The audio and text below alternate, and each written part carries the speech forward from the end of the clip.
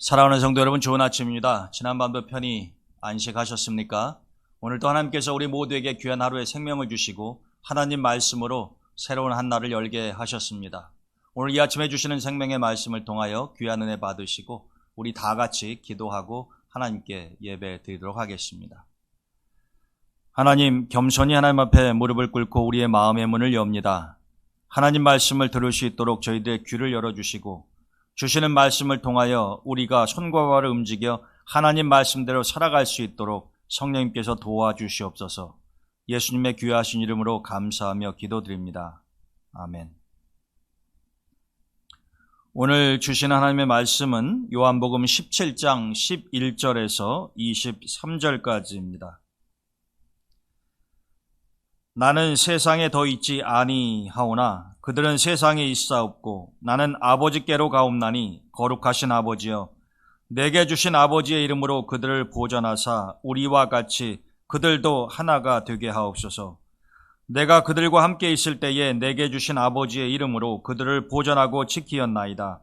그 중에 하나도 멸망하지 않고 다만 멸망의 자식뿐이오니 이는 성경을 응하게 함이니이다. 지금 내가 아버지께로 가오니 내가 세상에서 이 말을 하옵는 것은 그들로 내 기쁨을 그들 안에 충만히 가지게 하려 함이니이다. 내가 아버지의 말씀을 그들에게 주었사오매 세상이 그들을 미워하였사오니 이는 내가 세상에 속하지 아니함 같이 그들도 세상에 속하지 아니함으로 인함이니이다. 내가 비옵는 것은 그들을 세상에서 데려가시기를 위함이 아니요 다만 악에 빠지지 않게 보전하시기를 위함이니이다. 내가 세상에 속하지 아니함 같이 그들도 세상에 속하지 아니하였사옵나이다. 그들을 진리로 거룩하게 하옵소서. 아버지의 말씀은 진리니이다. 아버지께서 나를 세상에 보내신 것 같이 나도 그들을 세상에 보내었고 또 그들을 위하여 내가 나를 거룩하게 하오니 이는 그들도 진리로 거룩함을 얻게 하려 함이니이다.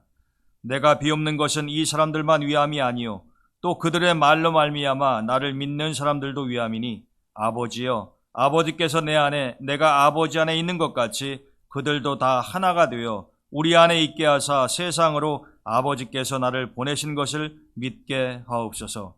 내게 주신 영광을 내가 그들에게 주었사오나 이는 우리가 하나가 된 것 같이 그들도 하나가 되게 하려 함이니이다. 곧 내가 그들 안에 있고 아버지께서 내 안에 계시어 그들로 온전함을 이루어 하나가 되게 하려 함은 아버지께서 나를 보내신 것과 또 나를 사랑하신 같이 그들도 사랑하신 것을 세상으로 알게 하려 함이로소이다. 아멘. 우리가 지난 시간에는 역전의 은혜를 일으키시는 하나님을 생각해 보았습니다. 오늘 본문의 말씀은 이른바 예수님의 중보 기도에 관한 내용입니다. 예수님께서 겟세마네 동산에서 마지막으로 하나님 앞에 간절히 기도를 하는 가운데 특별히 제자들을 위한 중보 기도를 하셨습니다. 예수님으로서는 이 땅에서 제자들을 위한 마지막 중보 기도의 시간이었기 때문에 더욱더 간절하고 애절한 마음으로 하나님 앞에 이 기도를 하셨으리라 우리가 쉽게 추정을 할 수가 있습니다. 오늘 예수님께서 제자들을 위한 중보 기도의 내용을 보면 크게 세 가지인데, 첫째, 예수님께서 15절에 보면은 아버지여 저들을 악에 빠지지 않도록 해주십시오 이렇게 기도하지 않습니까? 다만 그들을 악에 빠지지 않게 보전해 주시기를 위함이니이다. 악에 빠지지 않도록, 이 말씀은 우리는 예수님의 제자들 포함해서 악에 빠지기 쉽다는 거죠. 여러분, 창세기의 선악과 사건 이후로 이 땅에는 선과 악이 공존하지 않습니까? 이 세상에는 선한 사람들이 행하는 선한 일도 있는가 하면 악한 사람들이 행하는 악한 일도 있죠. 선한 무리가 있는가 하면 악한 무리도 있다라고 하는 것입니다. 저게 사람 맞아? 라고 우리가 정말로 한탄스럽게 이야기하는 인간으로서 하나님의 형상을 따라 창조된 인간의 모습을 찾아보기 어려운 그런 악마의 행태를 보이는 사람들도 있습니다. 부인할 수 없는 사실 아닙니까? 그러니까 아담과 하와가 하나님이 금지하신 선악을 알게 하는 과실을 먹고 난 이후에 예수님이 재림하시는 그 순간까지 선과 악은 늘 공존하고 이 두 선과 악은 끊임없이 대립하고 대결할 수밖에 없다라고 하는 것입니다. 그래서 우리가 살아가면서 누구나가 다 겪는 것이지만은 또 바울이 이야기하는 것처럼 내 안에 선과 악이 서로 싸우는 것을 내가 본다고 바울이 이야기하지 않습니까? 100% 선한 사람 혹은 100% 악한 사람, 이런 이분법은 존재하지 않습니다. 똑같은 사람인데 어떤 때는 선한 일을 하고 어떤 때는 악한 일을 하는 것, 그런 모습 우리가 보지 않습니까? 그게 바로 나의 모습이기도 하죠. 내 안에서 어떤 때는 선한 마음이 들어서 정말 착한 일을 하다가도 어떤 때는 아주 사악한 기운이 나를 사로잡아서 상상하지도 못했던 악행을 저지르는 경우도 있지 않습니까? 누구에게나 적용되는 얘기고 누구도 그게 아니다라고 부인할 수 없는 것이죠. 그러면 중요한 것은 이것입니다. 선과 악이 공존하면서 우리의 마음이 늘 흔들릴 때에 우리는 악의 유혹을 물리칠 수 있어야 된다라고 하는 것입니다. 여러분, 우리가 악에 빠지지 않는다라고 한다면, 장담할 수 있고 자신 있다고 한다면 주님께서 무엇 때문에 제자들을 위해서 하늘 아버지께 저들이 악에 빠지지 않도록 보호해달라고 중보기도 하시겠습니까? 우리는 악에 너무나 쉽게 노출되고 악의 유혹에 너무나 쉽게 빠져버리는 경향이 있다라고 하는 것이죠. 마치 다윗이 밧세바를 보고 그 정욕의 유혹을 참지 못해서 자기의 충실한 부하인 우리아를 전장으로 내보내 죽음에 이르게 하고 우리아의 아내 밧세바를 자신이 취하는 그런 사악한 일. 여러분, 그게 평상시 다윗의 모습, 우리가 알고 있는 다윗을 생각하면은 도저히 그가 그런 일을 할 수 없을 거다라고 생각하지 않습니까?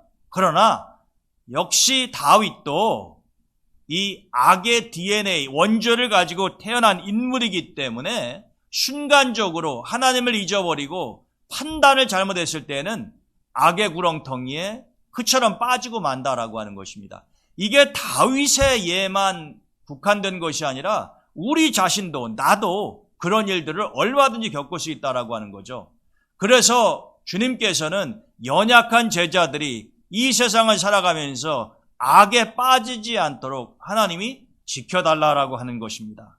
여러분, 사실 우리는 이런 중보, 악에 빠지지 않도록 하나님 도와주십시오라고 하는 기도를요, 내 자신뿐만 아니라 내 자녀들, 또 내 주변에 있는 사람들을 위해서 끊임없이 해야 되는 것입니다.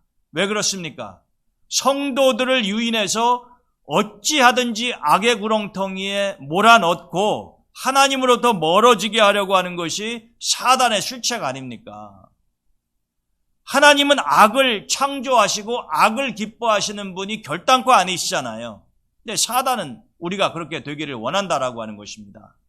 그렇기 때문에 우리의 힘으로는 이 악의 유혹을 물리치기 어렵기 때문에 겸손하게 하나님 앞에 우리가 유혹에, 악에 빠지지 않도록 우리의 발걸음을 인도하시고 도와주십시오라는 간절한 중보가, 기도가 언제든지 있어야 되겠다라고 하는 것입니다. 가장 좋은 것은 악에 빠지지 않는 거죠. 시편 기자가 시편 1편에서 복 있는 사람은 어떤 사람이라고 이야기합니까? 복이 있는 사람은 악인의 꾀를 쫓지 아니하는 거예요. 시작하지 않는 겁니다. 악인의 꾀를 쫓지 아니하면 죄인의 길에 들어설 일이 없고요, 오만한 자리에 앉아서 하나님은 없다라고 이야기하는 그런 일이 발생하지 않는다라고 하는 거죠. 우리가 악에 빠지지 않으면은요, 아무런 문제가 되지 않아요. 그런데 설사 악에 빠졌다고 하더라도 마태복음 6장 13절에 보게 되면은 예수님이 주기도문을 제자들에게 가르쳐 주시지 않습니까? 여러분들 다 암송하시잖아요. 근데 그 주기도문 가운데 우리가 하나님 앞에 기도하는 내용 중에 악에서 구원하옵소서라고 하는 게 있잖아요. 악에 빠지지 않도록 해주십시오라고 하는 것하고 일맥상통하는 이야기입니다. 가장 좋은 것은 아예 애시당초 악에 빠지지 않는 거죠. 그러나 만에 하나 우리가 악에 빠졌다고 하더라도 그 악의 구렁텅이에서 우리를 구원해달라고 하는 기도와 간구가 예수님이 가르쳐주신 기도 안에 들어있다는 이야기는 우리가 늘 그렇게 하나님 앞에 간구를 해야 된다라고 하는 거죠. 하나님, 제가 악에 빠지지 않도록 지켜주십시오. 그런데 혹시라도 제가 악의 수렁텅이에 빠져 헤매이면은 나를 불쌍히 여기사 거기에서 나를 건져주시옵소서라는 기도가 있어야 된다라고 하는 것이죠. 요즘 우리 주변에는 너무나 악이 성행하지 않습니까? 참 개탄스럽고 이게 한탄스러운 마음을 금할 수 없는 것이 어떻게 요즘 우리 주변에서 일어나는 일을 보면은요, 이 사람들의 마음이 더욱더 완악해지고 잔인해지고 아주 난폭해지는 것 같아요. 여러분들은 어떻게 느끼십니까? 정말 끔찍한 일들이 사람 목숨을 파리 목숨처럼 생각해서 죽이는 일을 서슴지 않고 미국의 총기 사건 같은 것 대표적인 것 아닙니까? 자기가 기르던 고양이 혹은 동물들을 그냥 잔혹하게 죽여서 버려버리거나 또 병들었다고 유기해버리는 그런 일들도 종종 우리가 뉴스에서 접하지 않습니까? 정말로 사악한 행동들이죠. 근데 그런 것들이 너무나도 빈번하게 발생하니까 이제는 그런 뉴스를 들어도 별로 놀랍지도 않아요. 너무나도 그냥 당연시 되었다라고 하는 것입니다. 그만큼 우리 사회가 악의 수렁텅이에 깊이 빠져 있고 그 늪에서 헤어나오지 못하고 있다라고 하는 거죠. 그 끝은 분명히 멸망이요 죽음에 이르게 되어 있는 것입니다. 그렇기 때문에 우리는 주님께서 제자들을 위해서 마지막 순간에 중보하셨던 것처럼 또 주기도문을 통해서 가르쳐 주셨던 것처럼 우리가 악에 빠지지 아니하도록 하나님께 기도하는 가운데 우리 자신을 항상 정신 차려 지켜 악인의 길, 죄인의 길로 들어가지 않는 지혜가 있어야 될 줄로 믿습니다. 두 번째로 예수님이 제자들을 위해서 중보하실 때에 하신 말씀은 17절에 보게 되면은 아버지여 그들을 진리로 거룩하게 하옵소서. 아버지의 말씀은 진리니이다. 그러니까 예수님이 원하셨던 것이 제자들이 진리, 즉 하나님의 말씀으로 거룩하게 되는 거죠. 이 거룩함이라고 하는 단어가 우리에게는 너무나 사실은 낯설게 느껴져요. 근데 그냥 쉽게 깨끗한 것,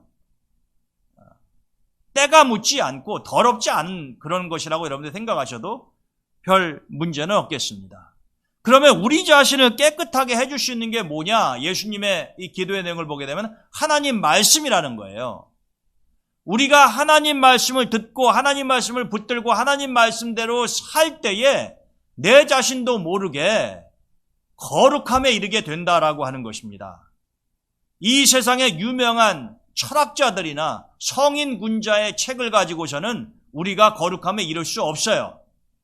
하나님의 말씀은 능력이 있고 우리의 영혼을 깨끗하게 하는 힘이 있기 때문에 예수님께서 진리 되신 하나님의 말씀으로 저들을 거룩하게 해달라고 기도하신 것입니다. 다 이유가 있는 것이에요. 따라서 여러분들도 주님의 중보의 기도가 여러분들을 위한 그 기도가 응답이 되려면은요 어떻게 해야 되겠습니까? 하나님 말씀으로 여러분들 자신을 거룩하게 해달라고 하나님께 기도하고 우리는 어찌하든지 하나님 말씀을 지키며 그 말씀대로 살도록 노력해야 된다라고 하는 것입니다. 하나님 말씀대로 살다 보면은요 악에서부터 점점 멀어집니다. 여러분 이게 아주 놀라운 영적인 원리예요. 하나님 말씀대로 사는 사람이 어떻게 악을 행할 수 있겠습니까? 우리가 조금 전에도 이야기했습니다만 우리가 하나님 말씀에 사로잡혀서 하나님 말씀 따라 살다 보면은요 악으로부터 점점 멀어지기 때문에 아무리 사단이 악의 구렁텅이를 많이 만들어 놓는다고 하더라도 거기에 빠질 이유와 염려가 없다라고 하는 겁니다.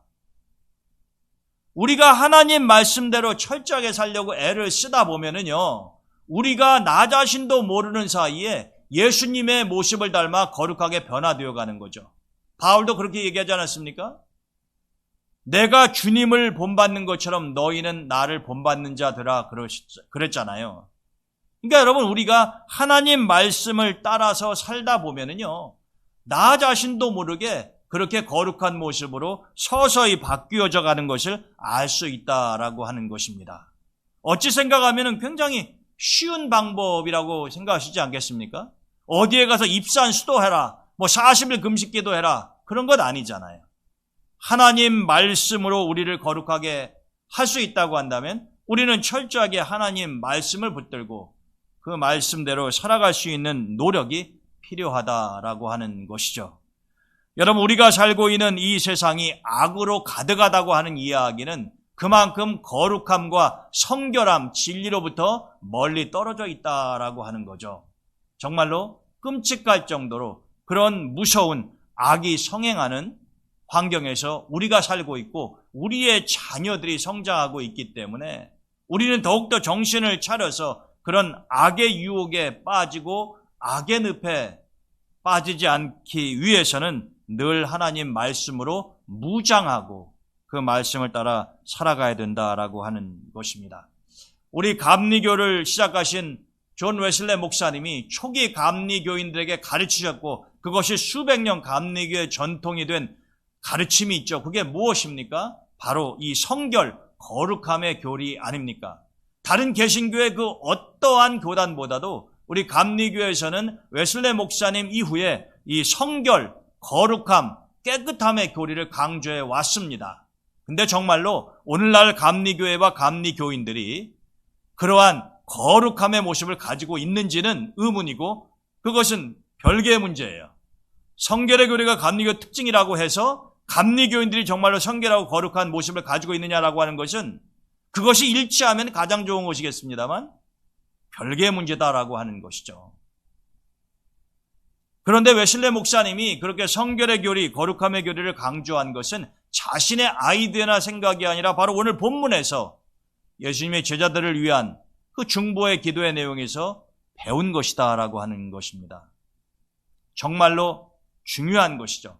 하나님은 깨끗한 분이시기 때문에 더러운 것과 짝할 수가 없고 하나님은 선한 분이시기 때문에 악한 것과 친구가 될 수가 없다라고 하는 것입니다. 우리가 살고 있는 이 세상이 진리로 거룩하게 바뀌어져 가는 모습을 보기 어렵기 때문에 우리는 다시 한번 정신을 차려서 내 자신의 모습을 돌아보고 항상 깨끗하게 우리의 영적인 상태가 이 세상의 잘못된 것들로 오염되지 아니하도록 주의를 기울여야 된다라고 하는 것입니다. 여러분, 만약에 여러분들의 입고 있는 옷이 더러운 것이라고 한다면은 다른 사람들의 눈을 의식해서라도 빨래를 하거나 깨끗하게 세탁을 해서 입지 않겠습니까? 왜 그렇습니까? 다른 사람들의 눈이 있기 때문에 그런 것 아니에요. 그러나 우리의 영혼은 다른 사람들의 눈에 보이지 않습니다. 그러나 우리의 영혼의 상태가 우리의 삶의 행동과 모습으로 다 드러나게 되어 있어요.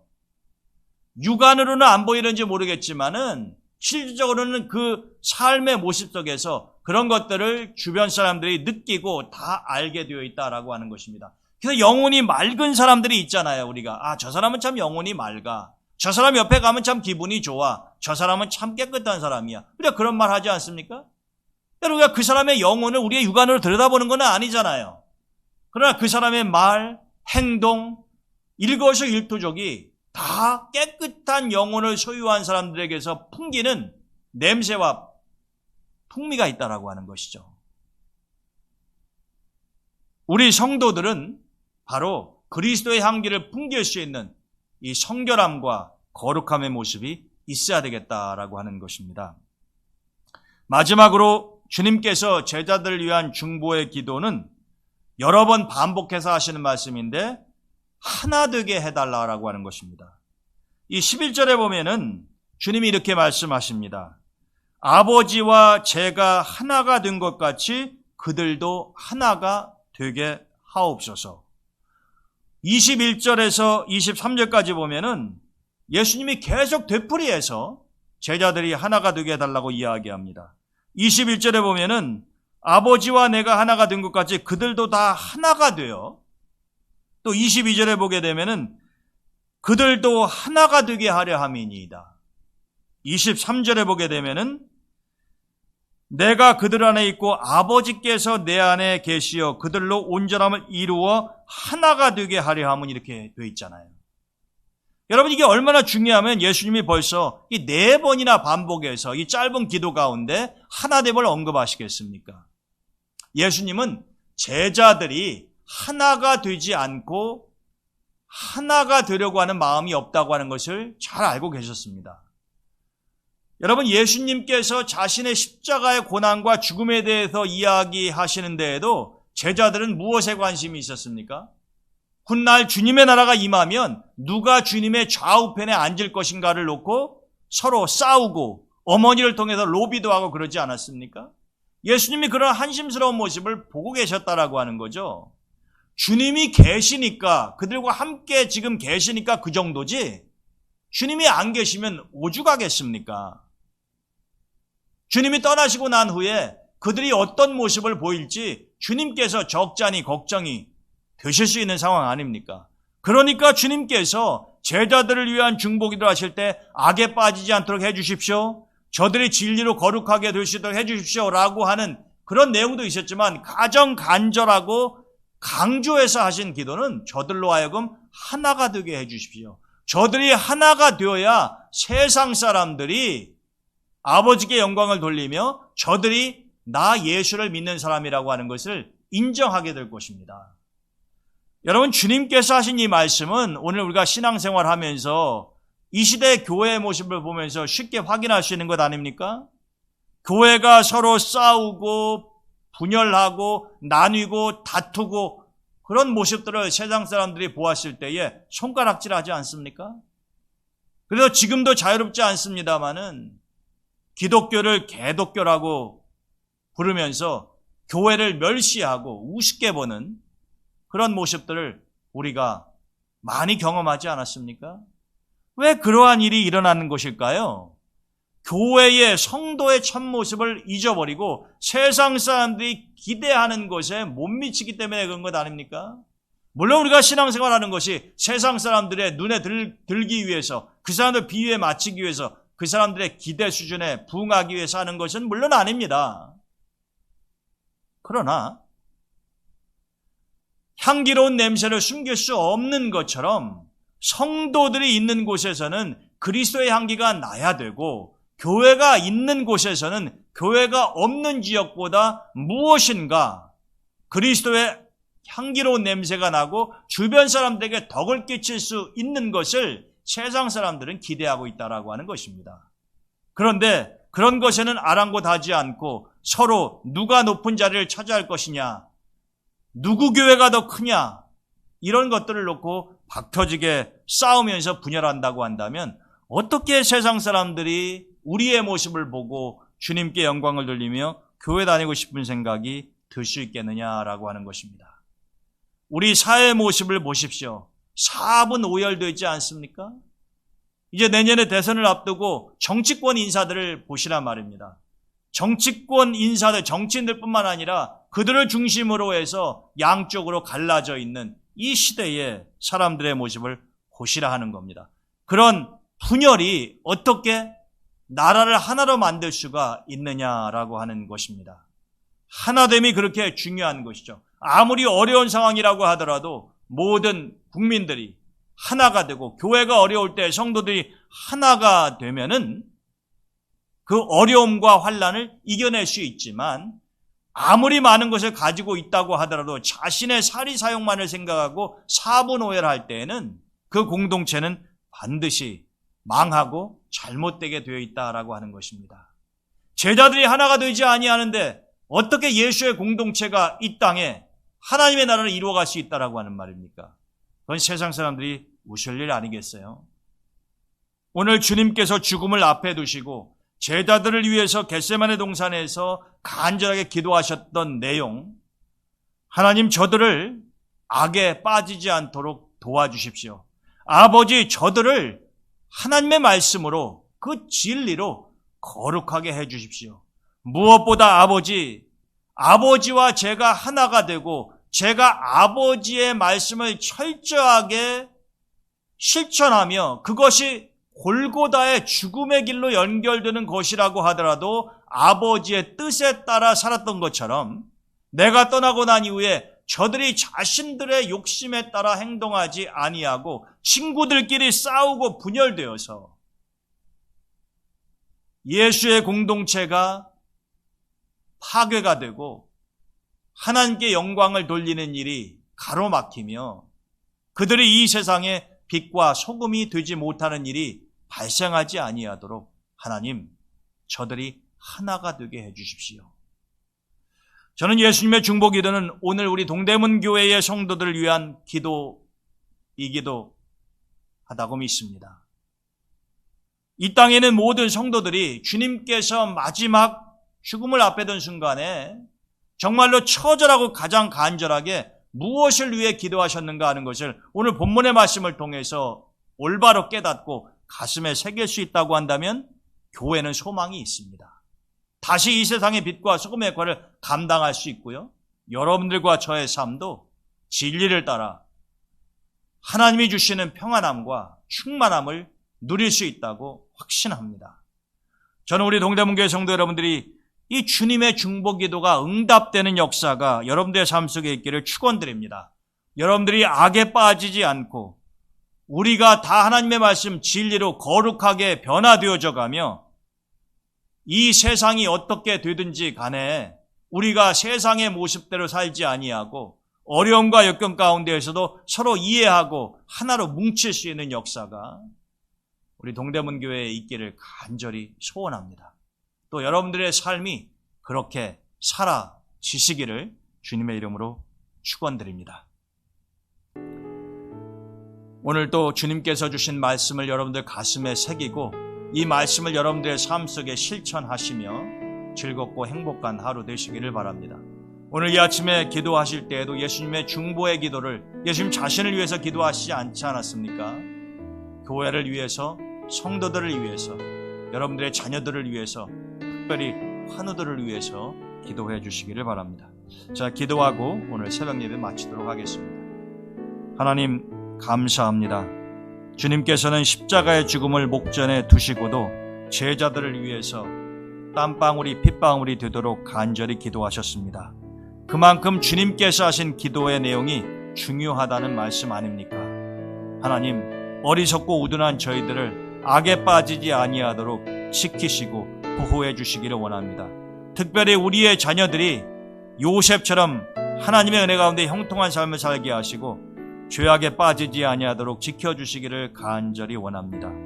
진리를 따르지 아니하고 거룩함을 보기 어려운 악이 성행하고 불법과 더러움이 난무하는 세상에서 우리가 살기 때문에 더욱더 하나님 말씀으로 우리 자신을 성결하게 해나가기를 간절히 소망합니다. 하나님 도와주시옵소서. 무엇보다 분열이 판치는 이 세상에서 성도로서 우리가 하나 될 수 있게 하시고 악한 원수 마귀가 틈타지 못하도록 우리 동대문교회 모든 성도들이 하나 되는 역사를 이루어가도록 도와주시옵소서. 예수님의 이름으로 감사하며 기도드립니다.